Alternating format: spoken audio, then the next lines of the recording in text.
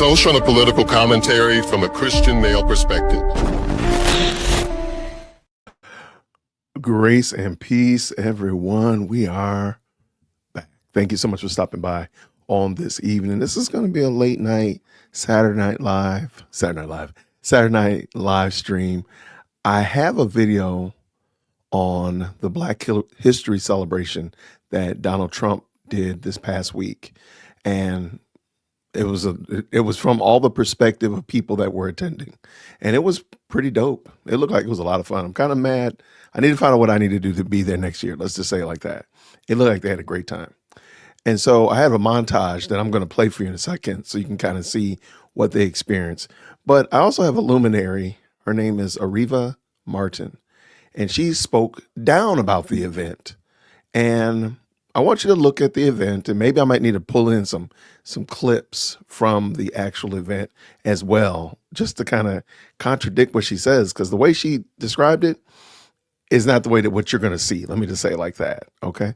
So thank y'all so much for jumping in. I really appreciate y'all hopping in with me. I know this is kind of last minute. I literally announced it like 30 minutes ago, but I wanted to get on here and just kind of get this one out because I did plan on dropping the video montage that I told you about. I plan on dropping that a little bit later on this week as the month was drawing to a close. So if you're here tonight, you actually will get a video that's not up on the page as of yet. So thank y'all so much. I see you, Dr. Pat. Thank you so much for stopping through. Hey, Lindsay. Hey, what's going on, Gerald? And of course, David is in the house. Thank y'all so much for rocking with me. I appreciate you. Hit that like button. If you're new to the channel, hit the like button, jump into the best live chat on the internet. Say hey, let everybody know who you are. Everybody's friendly and kind over here. And then of course, if I've earned it, if I've at all in any way or another earned it, if you will, consider subscribing to the channel. My goal for this year is to hit 50,000 subscribers by the end of April. So by the time Tiffany Henyard is kicked out of office, I would like to have 50,000 subscribers. So if you can help me with that, I really appreciate it. Now let me bring this video in. Let's check it out. I appreciate y'all jumping in, and let's go. One in the chat when you can hear. Can't hear.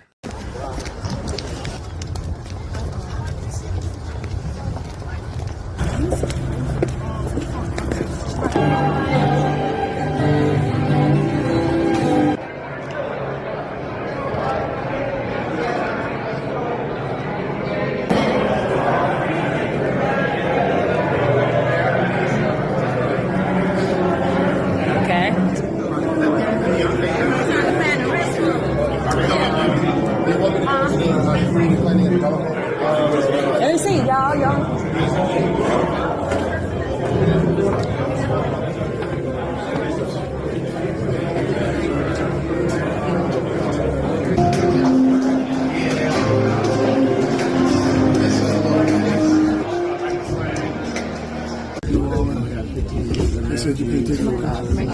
The Trump administration is so racist. I've been invited with some other black people to a Black History Month event at the White House. You see how racist they are?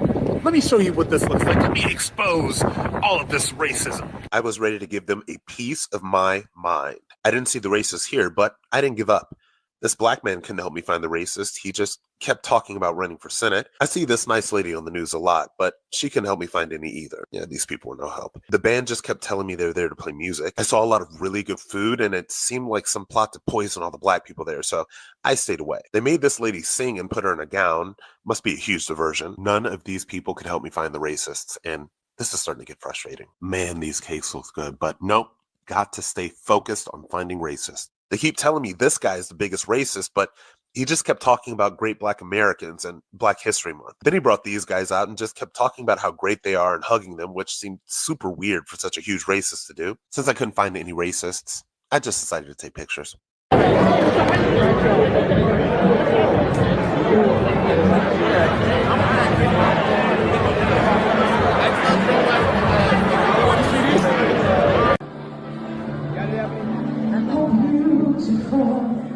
For spacious skies, forever waves of grace. For the mountain majesty,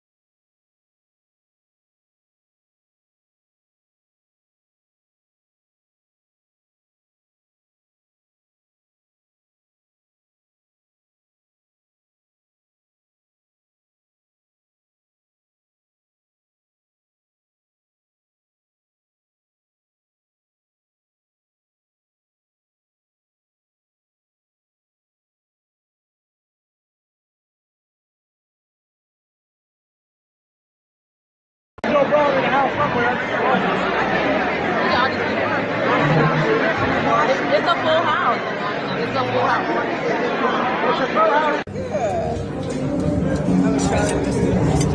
Pancake man, I need a picture. I got you.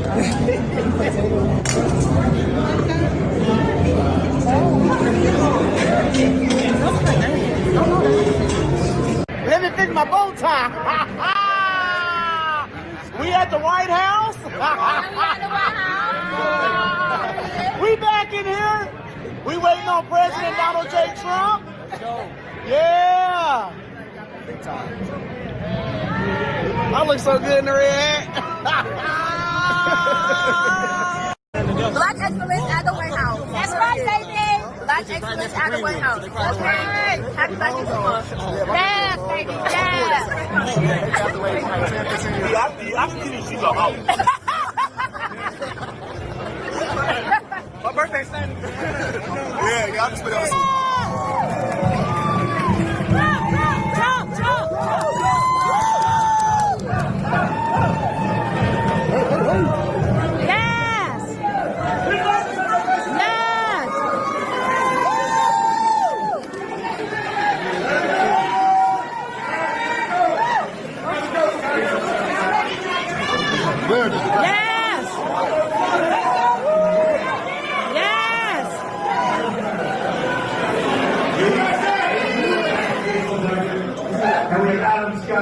One of the masters, one of the greatest doctors in the world. I always like to swing just like that, but that works out. And Tucker, we know I just want to thank Adam and Tucker and the commissioner of Gospels. Jay, thank you very much for being here. You came on in, had a PGA, and we had some interesting discussions. Let me ask you, is there anybody like our Tiger?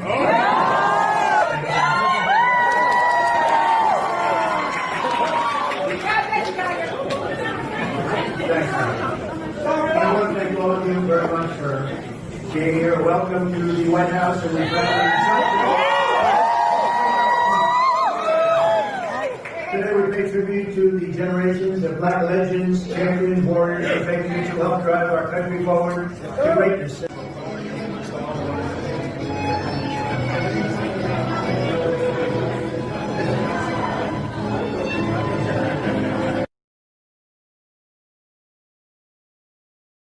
And I want to thank all of you very much for being here. Welcome to the White House, and we proudly celebrate Black History Month. How are you, darling? Today we pay tribute to the generations of Black legends, champions, warriors, and patriots who helped drive our country forward to greatness. And you really are great people. What a great, nice group of... I have some people in front of me every once in a while with all the problems that are caused all over the world. They're not nice. They're not nice. And but we're making them nice. I can tell you that, and we're making them nice rapidly. So we're pleased to be joined in this really beautiful afternoon at the White House by hundreds of incredible members of the African American community.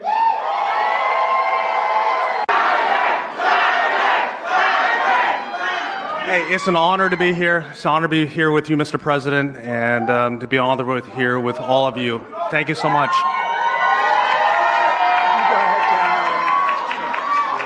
Thank you. Love you too. Go right over here. Thanks, Tiger. And I want to thank all of you very much.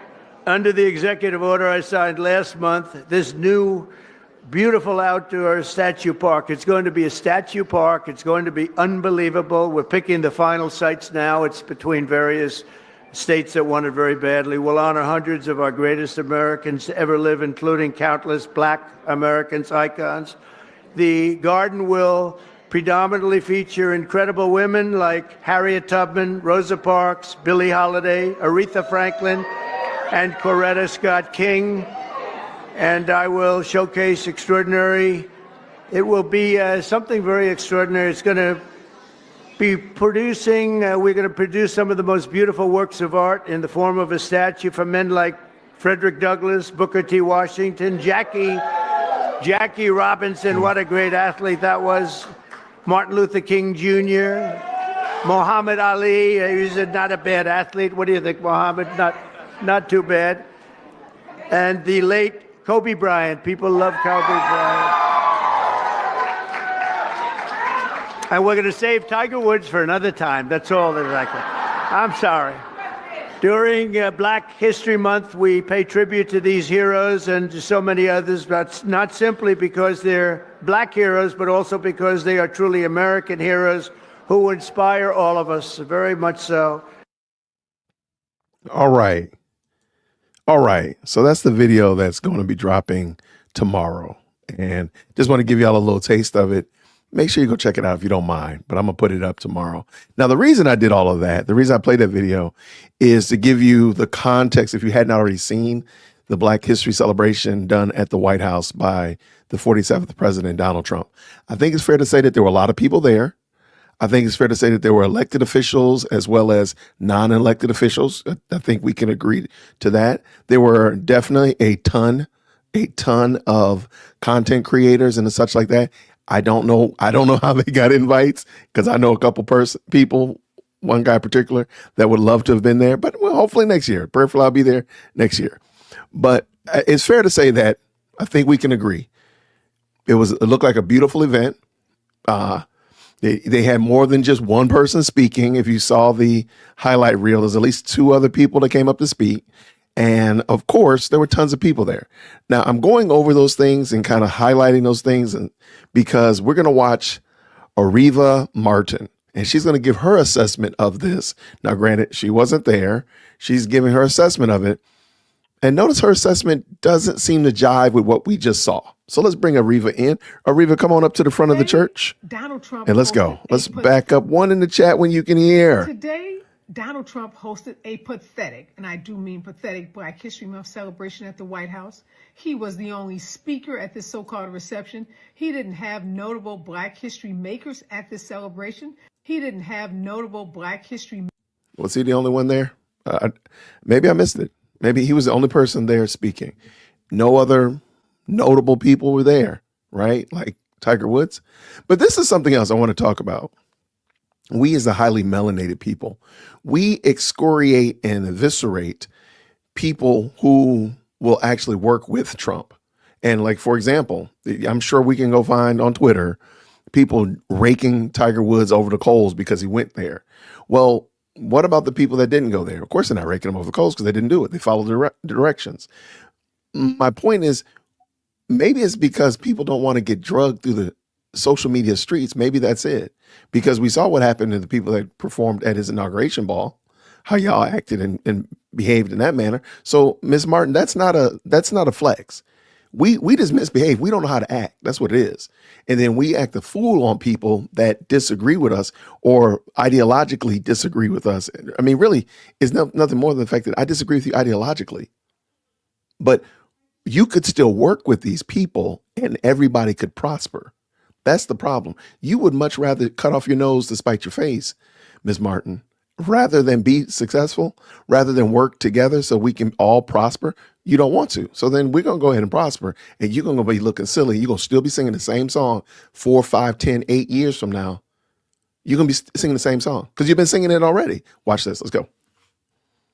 Makers at this celebration. There were a handful of Black Republicans who were invited. There was only a handful of Black Republicans that were invited to that ball. I think we could all agree. I think we all can agree. There was more than a handful there. I think we all can agree to that. But let me back up again, just give her a running start again. Makers at this celebration. There were a handful of Black Republicans who were invited, some other Republican leaders, but definitely not those folks who have been on the battleground, who have been at the forefront of fighting for the rights of Black people. So to even call this a Black History Month celebration or reception is a sham.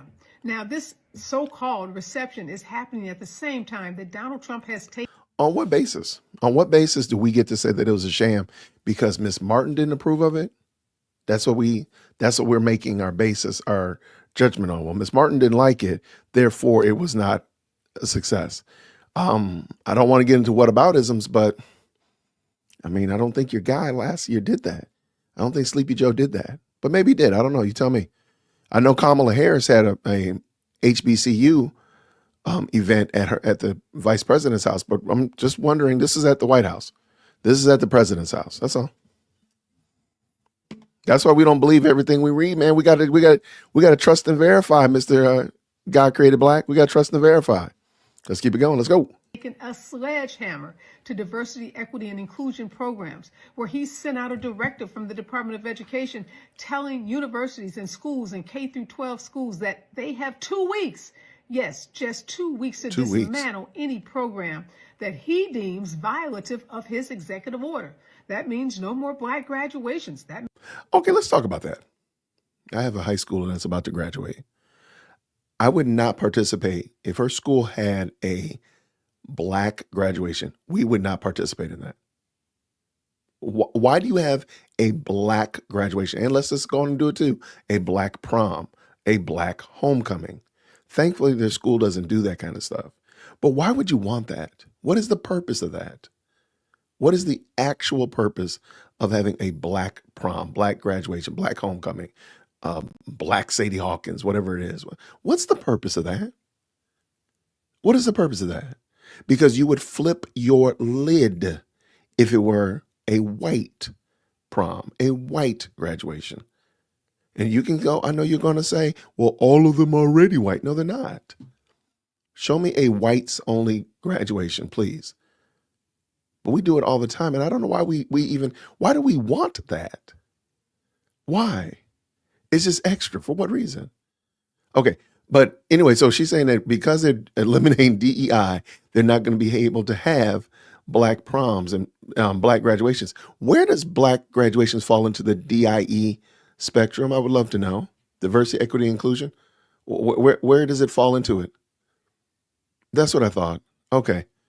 Let me back up just a little smidgen and let's go. This executive order. That means no more Black graduations. That means no more Black clubs. His Department of Education.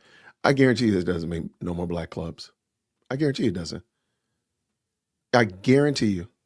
a voluntary club such as the, I don't know, African American Studies Club or Hispanic Heritage Club, I guarantee you, European Literature Club, whatever, I guarantee you that's not it. I guarantee you not. But let me just ask you the question again. Where does that fall into the spectrum of DIE? Which one is that? Which one? See, this woman is miserable. You would much rather just be miserable than say, okay, great. I mean, you do realize, Ms. Martin, that two things can be true. You cannot like Donald Trump. You cannot like him. You cannot like him. And you can, in the same sentence, maybe same paragraph, in the same breath, say, you know what? That's kind of dope that he had all those Black content creators and thought leaders and politicians. You know, that's kind of cool that he had them there. That's cool. You can, that is okay to do. You can say, you know what? I got to give you that one. I got to give you that one, Don. All right. I got to give you that one. That's it. And all you got to do is just keep it moving. But see, the problem is you don't want to keep it moving. You want everybody to think exactly like you think. And that's not, I'm trying to go back to your little, what is that acronym, DIE. Which one of those is that, diversity of thought? I'm trying to understand. Because no, I don't think exactly like you, Ms. Martin. And guess what? You don't think like me. And that's okay. That's perfectly okay and fine. Nobody's going to lose anything if you think differently. Nobody's going to think, a matter of fact, truth be told, you're actually benefiting everybody because you have a different thought, because you have different opinions. But see, you don't want to say, hey, you know what? I don't like Trump in this area. What he's doing over here, I don't like that. But over here, I gotta give you props for that, man. I gotta give you props for that. That's cool. It's okay to do that. But see, I notice this group right here will not do that. They won't just say, you know what? Though I disagree with you ideologically in this area, I can be fair and balanced. I can be at least to a degree charitable and say, yeah, that's pretty cool that you did that. It's okay to do that. It really is. And you can still not like Trump. And you can still say, I don't like the dude. But guess what? Yep, that's, because see, what happens when you pretend like it's all or nothing, a zero-sum game, this is what happened with the defund the police crowd. They didn't want the police, or all police are racist, remember that?